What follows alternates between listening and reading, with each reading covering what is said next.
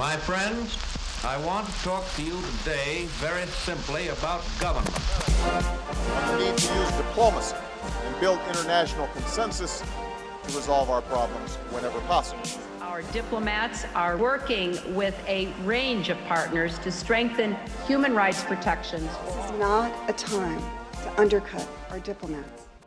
And today, in our boasted modern civilization... Hello, and welcome to a very special season finale of Diplomatic Immunity. I'm Kelly McFarland, Director of Programs and Research at the Institute for the Study of Diplomacy at Georgetown University. Our guest today needs no introduction. Jen Psaki is the White House Press Secretary, the primary spokesperson for the U.S. President and his agenda. We wanted to ask her about one issue she deals with on a daily basis from the podium in the White House briefing room: the problem of disinformation and false reporting, particularly when it comes to the threat from foreign adversaries and those who seek to undermine democracy. Here at ISD, we've thought a lot about this topic and published a working group report last year, The New Weapon of Choice, Technology and Information Operations Today, as part of our New Global Commons series funded by the Carnegie Corporation of New York. You can read the report on our website, isd.georgetown.edu/research. Since then, we continue to work on the information environment in collaboration with the Partnership for Countering Influence Operations at the Carnegie Endowment for International Peace. As we'll hear, Jen Psaki has very personal experience with this issue, having been the target of Russian disinformation campaigns as the spokesperson at the Department of State from 2013 to 2015, before most Americans saw this problem as a real threat. As the chief messenger of U.S. foreign policy and diplomacy under Secretary of State John Kerry, she was a highly effective voice for U.S. global priorities and a key strategic communications advisor at the department. From 2017, she spent time after the Obama administration in the think tank world as Vice President for Communications and Strategy at the Carnegie Endowment. She became White House Press Secretary in January 2021. We'll hear her thoughts on the need for honest and direct communication from the podium, the need to build trust and project a positive message to the American people, and her love of a certain orange snack. For this episode, I'm also joined by one of our fellows here at the Institute, Jen Davis. She is a U.S. diplomat and is taking a year with us at Georgetown and with the Carnegie Endowment to research and teach about disinformation. Jen, you became interested in the issue of disinformation while working for Secretaries Clinton and Kerry and in overseas tours you did as a diplomat. And I know you worked very closely with Jen Psaki as she dealt with disinformation as the State Department spokesperson. Can you tell us a little bit about why you chose to write and teach about disinformation and why you think it is so important to U.S. foreign policy that we develop strategies to better counter disinformation from foreign malign actors? Of course. Yeah. Thank you, Kelly. It's a real pleasure to be with you today and with Jen Psaki. And I had the privilege of working with Jen Psaki at the State Department. So I was so honored that she was able to take some time with us today to talk about disinformation. I do think it's such an important issue facing all the democracies of the world. And I think Jen Psaki will talk about this as well. Over the past decade, we've seen this real rise in the use of disinformation by our strategic adversaries. And we've seen it in hybrid warfare, and we've seen it in our political systems. And it's growing not only in its use, but in its efficacy over the past decade. And at the same time, we've seen a real reversal of progress for democracy all over the world. And Freedom House, for example, just put out its 2021 report, and it's actually called Democracy Under Siege, because we've seen such reversals in what had been decades-long trends towards the democratization of nations around the world. And now we see, unfortunately, authoritarianism on the rise. And so because disinformation has become such an important tool for authoritarian states, I really wanted to give some time to thinking about it. And I've really focused on how our strategic adversaries are using disinformation in third countries, where we're essentially competing with those rivals, for primacy, for a relationship with those countries. And our rivals are using disinformation to affect the way that the population of those countries think about the United States or our foreign policy. And the disinformation can be so harmful in terms of how it affects the way citizens think about the United States. And I saw it firsthand in some of the countries where I served. And what troubled me is I felt like our adversaries were using this tool, and the democracies of the world had been caught a little flat-footed by it. And I worried that we didn't yet have the strategies to be able to counter it. So I've been spending a lot of time thinking about how the democracies of the world might better organize themselves to combat disinformation. Accurate information for democracies is like oxygen. We need to have accurate information for our systems of government to work, for our voters to be able to understand what the issues are and vote accordingly. So I think we have to think as democracies about how to clean up our information ecosystem and how to do two things, really. One is take actions against the malign foreign actors themselves. And we can do that with the platforms, for example, by looking at deplatforming or exposing those foreign malign actors. And we can also think a lot about norms, international norms against the state-sponsored use of disinformation or sanctions for the use of disinformation. But together, I think the democracies of the world would really benefit from talking about this, for example, at the upcoming December Summit for Democracy here in the United States, and thinking through how we could direct actions at the actors themselves, the foreign actors who are doing such harm to our democracies. And then I think we have to look at a very proactive public diplomacy effort. And I think that comes up more in the context of a systems competition, of what people are referring to as the great power competition. And we're seeing it playing out with information. And many of the disinformation tools that are being used by our adversaries, they're high volume, they're multi-channel, they're rapid, continuous, repetitious. And so these false narratives end up really sticking in the minds of citizens of other countries or citizens within our own democracies.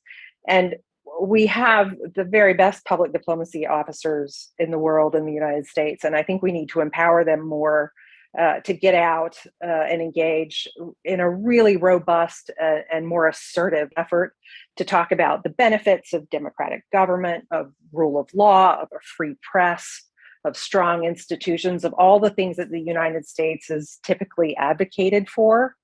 And within that broader effort, a public diplomacy effort, I think that, we have to use broadcast methods like daily briefings, and we have to use more two-way engagement and use trusted partners to talk about the United States.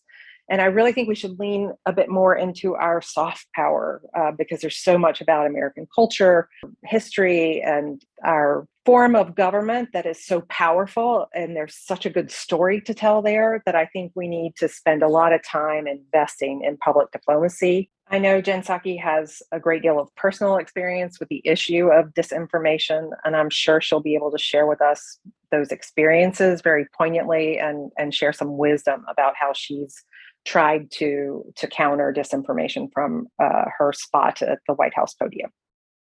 Thanks, Jen, for joining us for the episode and for all the work you are doing on this topic at Carnegie and ISD on how the U.S. government and others can develop a better response to this problem. Let's take a listen to our conversation with Jen Psaki. Jen Psaki, thank you for joining Diplomatic Community today for our very special season finale. Great to be here. I'm honored to be on the season finale. Thank you for having me. Well, we appreciate it, and thank you for joining us. And just a little bit of background for you and why we're going to talk mostly about disinformation and misinformation today is that we do a series of scholarly practitioner working groups here. We did one a couple back on disinformation, misinformation, information operations. And we actually still partner with your former colleagues at the Carnegie Endowment to do a monthly thing based around those issues. So that's why we're kind of focusing on misinformation and disinformation today. I'd like to first talk to you about your time at the State Department, where you were the spokesperson from 2013 to 2015 during the Obama administration's second term. And I'd like to hear from you. To what extent did you see the threat of disinformation from foreign governments start to happen at that time and shape or affect the administration's strategic communications?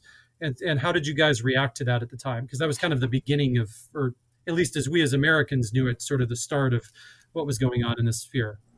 Yeah, well, Kelly, first, thanks for doing this because I think one of the things that's missing in the public narrative out there, understanding, is that this type of disinformation has been happening around the world for some time, longer than I would say we've seen it, or it's been front and center in the United States. And there are some scary old playbooks that people can look at from what has been happening for many years as it relates to Russian disinformation or disinformation coming from the Russian government, the Chinese, and others. I experienced this on a very personal level. And many people who are much more famous and impressive than me, like Hillary Clinton and Mike McFarland, experienced this as well. But my experience with this was, back in 2014 when Russia I said intervened. When they invaded Ukraine. That was very diplomatic of me to say intervened. When they invaded Ukraine. And at the time, and for people who are listening who don't really know the different components of government, as the State Department spokesperson, you're kind of one of the people who's speaking most publicly on behalf of the U.S. government on U.S. policy. And U.S. government policy, nothing you're doing is rogue, of course. That's never your goal. But you're speaking on behalf of what our positions were. Our positions were, continue to be, that we believed that it was Russia was illegally invading Ukraine. They should not be doing that. There should be repercussions, et cetera. That was something that there was a lot of conversation about in the State Department briefing room. As a result, the Russians didn't like that very much, just to put it mildly. And they decided that one of the ways they were going to approach this was to discredit me as a person, as a woman, as a person, as a professional. And they did this by putting a lot of sexist memes out there, making up things I didn't say. There was a whole RT program about me at night. And their effort was to discredit me. Now, I wasn't the first that they did this to, but they clearly didn't like that there was a bold position from the United States and that I was speaking on its behalf and that I was conveying it.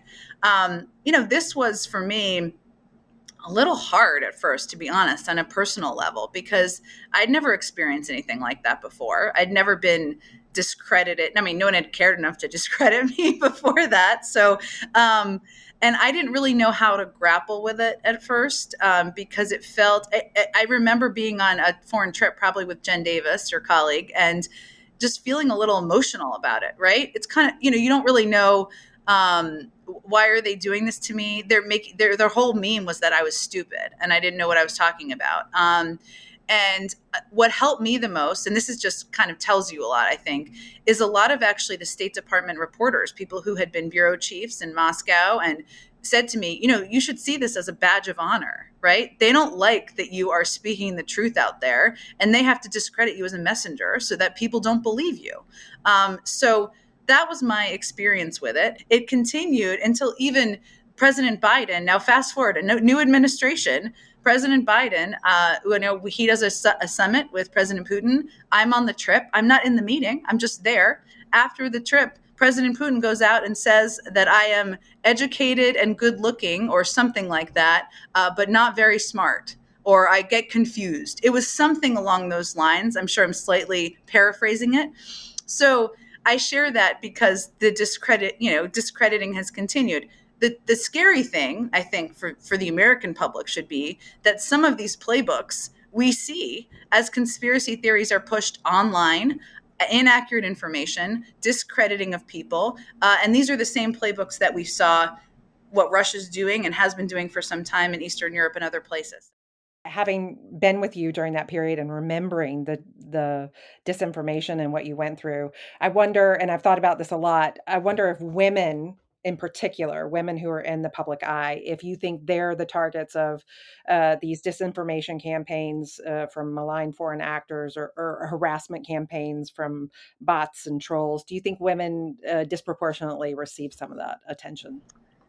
That's such an interesting question. I definitely think the approach is different, right? I mean, the way that I was, approached or attacked was very sexist. It was about what I was wearing or wasn't wearing when I was pregnant. That was a whole conspiracy. I, broke some bones in my foot. You'll remember that was a conspiracy about me having a boot on my foot. And it was very gendered and sexist. Even I am dumb or I'm stupid or I'm not up to it. I mean, there were different attacks against men. So I don't know if there were less or more. I'd be interested to know what you guys find on that front, to be honest. But I also think that the gendered nature of it was very specific to how they went after and continue to go after women, prominent women, public women, and again, someone much more famous and impressive than me. But the way they went after Hillary Clinton when she was Secretary of State is a good example of that. And I do agree. It's the way that they go after women Yeah. and maybe the intensity. And now you're back in government after being in the State Department. You're back in government and you're the White House press secretary and doing an extraordinary job. I imagine that you have to deal with disinformation on a daily basis now in your job at the podium. And you've seen what we've seen, which is this huge increasing surge in the use of disinformation by foreign actors and how it's affected us at home. Can you talk a little bit about one thing we've seen in studies is that journalists can even be unwitting or even sometimes knowing spreaders of disinformation. And often they do it with how they ask questions. They'll say, we've heard that, or people are saying that. Some people say, yeah. And in that way, they can sort of launder essentially disinformation or spread it unwittingly. Do you have strategies from the podium that you use to help you with those kinds of questions? And how else do you try to combat disinformation from the podium? Sure. I mean, I think when I came into this job, because of the period of time we are in history, I felt one of the most important things I could do was try to rebuild some trust in the type of information that was being provided, right? And that meant being accurate and acknowledging. I mean, one of the days that was the hardest day here, one of the hardest days was of course the day where 14 soldiers were killed in Afghanistan, or 14 members of the U.S. government were killed in Afghanistan. And I said that day, yes, this was one of the hardest days because, you also have to be candid and direct when things are hard or difficult in order to be credible. But also the key thing I came into the job hoping to do, and on my best days, I hope I do, is to not allow that room to be a forum for disinformation. People come, and to your point, and this is an important point, unwittingly sometimes. It's not all like people are trying to spread conspiracy theories. I think that American media, vast majority of people in the briefing room are well-intentioned, are well-informed, are trying to push and ask hard questions. And the back and forth is part of democracy working. That's important for people to understand. Yes. But there are times when people provide information out of context, don't provide all of the details, provide versions of a story based on the anecdote of one person or what one person said that is misleading, sometimes scary to the public. And my job, I think, on the best days is to make sure we are putting things in context, providing accurate information, making sure people understand and feel like they can go to government and look at what we say and know it's accurate and it's truthful. And so I think one of my strategies has been when there are moments where things need to be called out because it's inaccurate or misleading, being very direct about that. That is not accurate. That does not include the full context. The other piece that people don't know and need to understand is X. That's not meant to be critical of the reporter, but it's meant to not leave something hanging out there that would leave the wrong impression because it's not accurate or it's not including all the information that people need to know who are watching or getting information from the briefing. We've discussed some of the bad actors out there that are pushing disinformation and some of the ways they're doing that, but we haven't touched on yet the platforms that they're using to get that information across. So are there things that you and or the administration think that social media platforms could be doing a better job of to combat the spread of disinformation and misinformation? And what are some of the ways that you think are the most productive that you can, as an administration, can work with them and engage with them on that? Yes, and yes. I mean, there are things, I'll start by saying, that some social media platforms have tried to do to be more transparent, to crack down on disinformation. The challenge is it's not enough.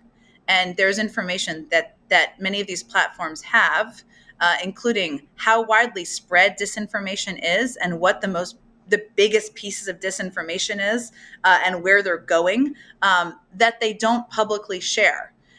The public should know that. The media should know that, because it will help people understand what's accurate and what's inaccurate. And we've seen that play out, certainly as it related to election integrity, which of course continues to be a concern, but also as it relates to vaccines and the efficacy of vaccines or vaccine misinformation. I mean, one of the most popular at the time, so sometime this summer, the last time I looked this up, pieces of misinformation out there about vaccines was that they would cause infertility. Now, as a parent, I mean, my daughter's 6, so she's not having children anytime soon, but that I'm a government employee who communicates on behalf of the government every day. If that were true, I'd be very concerned, and I would not want my child to get a vaccine. It is not true. It's inaccurate. It has spread widely, and many people believe it. So I think the challenge is there's a responsibility that's not taken to the full extent that it should be taken by these platforms. And that ultimately we think of them as a form of media, as if they're providing public information, but really they're all businesses. There's nothing that's a crime about that, but it's a little bit conflicting in how people understand the information that shows up there. And, outrage is incentivized. And that's a problem, because information that's outrageous is a lot of it's inaccurate, a lot of it's extreme.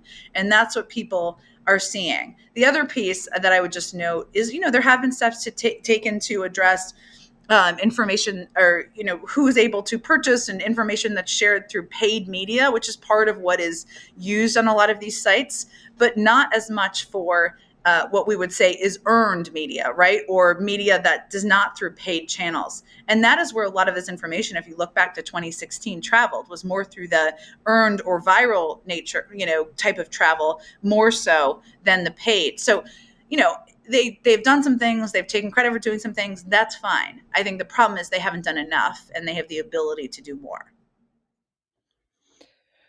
Jen, we've seen during the pandemic and with the increased polarization in the United States that Americans are also just eager to hear positive news and positive messages. Me too. How do you use the podium to reach out to people where they are, to communicate with people, and to try and bridge some of the polarization in the United States today? This isn't the only answer, but we do like visuals from time to time, and charts, so people can see for themselves. And charts don't win over hearts and minds. I'm not naive about that, but people can see for themselves and evaluate as they look at information about vaccinations, efficacy, where the virus is spreading, why, and they can evaluate and understand for themselves. What I've also tried to do is bring in non-political people to the briefing room, experts, cabinet members, to also speak to and answer questions. The press and the public should know who their energy secretary and their labor secretary and their transportation secretary and COVID coordinator, Dr. Fauci's joined me out there a couple of times, because I try the best I can to know a lot of the substance about everything I possibly can, but I am not an expert. They're living this every day. And I think it's important to put forward the people who are working on these subjects so that they can dive deep into things. And they have a different kind of credibility, and often a higher credibility with people out there. So have tried to also do that whenever we can. So before we get you out of here, is there anything else you'd like to talk to our listeners about today? One of the things that is challenging being in government, and we've all experienced this in different ways, is there's so much power in being in government. At the State Department, at the White House, whatever, you can have so much impact. But this is an area where it's really hard to have massive impact from the government for a variety of reasons. And one, you don't really have a budget for any of this. State Department has some, but you don't have a budget that outside companies or entities or organizations do. Two, you're never going for outrage, right? And so it's hard to influence in that way. And three, sometimes we're, and this is maybe not number three, it's a very important one. We're not always the most important narrators of this, right? And we're not going to be seen. I mean, I am fully recognized, as does the president, as does Dr. Fauci. I'm not the right person to communicate with the hardcore right-wing Fox News viewers. So you have to be a little, recognize that and recognize the limitations you have in government, the role you can actually try to play, and also the limitations of who the narrators are, and being open and diverse about how you approach it. So, that's a piece of this, I think. I'm not saying anybody's quite figured out, but I think is an important component. Yeah, I think that's a huge component. And one thing we talked a lot about in our working group is the issue of who are the truth tellers that can reach across political divides and stuff to get the correct information out there. Yeah, maybe there's many, and maybe they're not famous people. That's true too. Exactly. Well, one group that came up a lot in our discussions were librarians and people at the local level that could get across to a bunch of different people. Yes, I love librarians. Well, listen, thank you very much for this. I will say we were gonna send over a really nice gift to you for doing this, but then Jen Davis said just to send you bags of Cheetos. So I don't know. I guess you'll have a lot of Cheetos coming your way soon. So. Oh my God. Jen Davis and I lived on Cheetos, Dove bars, some sort of thing called a turkey taco salad, which was really, probably a Big Mac is healthier. So, we're trying to be healthier, Jen, but thank you. I appreciate that. Yeah, I can get behind the Cheetos. Well, I have to tell you, and this speaks to Jen Psaki's humanity and her inner beauty. I was having a particularly hard time overseas in a tour, and on a particularly bad day, a huge box arrives, and it was from my work wife and dear friend Jen Psaki, and it was full of bags of Cheetos, and it got me through a very hard time. And I thought that's the best care package I have ever received. Yes. Oh my God, I forgot about that. It's true. Not only is she a brilliant strategic thinker and public servant, she is also a kind and good friend. Thank you. Thank you. Thank you guys for what you do. Well, I appreciate it, and we appreciate what you do, and thank you very much. It was great of you to join us today, and thank you. That was Diplomatic Immunity. Thanks for listening to this final episode in our fall season on the New Global Commons. This episode was produced by Alistair Somerville, Jen Davis, and me.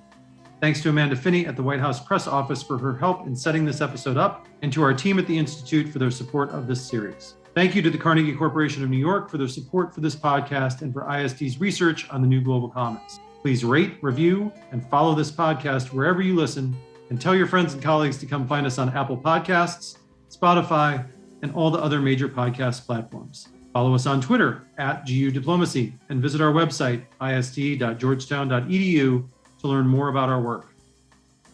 Although that's the end of our fall season, we'll be bringing you bonus content over the break, so stay tuned. Until we meet again.